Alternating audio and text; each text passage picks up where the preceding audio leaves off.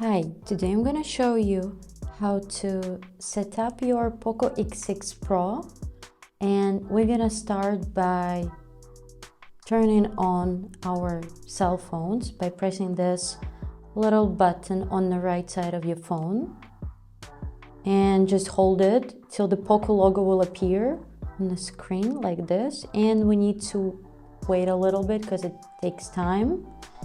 So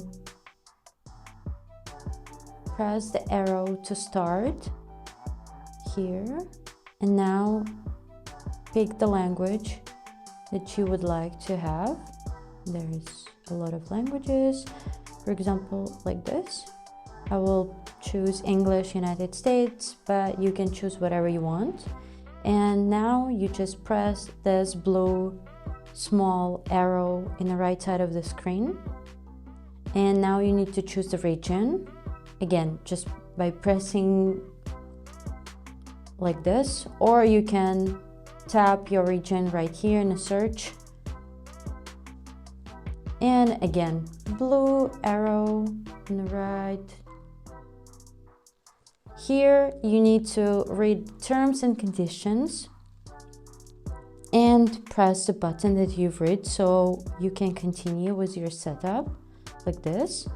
And here's the network settings. You can press and put the password that you have, or you can skip like this. Now we need to wait a little bit more. And here you can choose whether you would like to transfer data from another device or you would like to skip this part. I would like to skip this part, so don't copy. Waiting a little bit. So here's a Google sign in, but again, you can skip it if you don't have a Google account or you just don't want to do it right now, so skip. Here's again, they're asking about Google settings, and just skip. And here,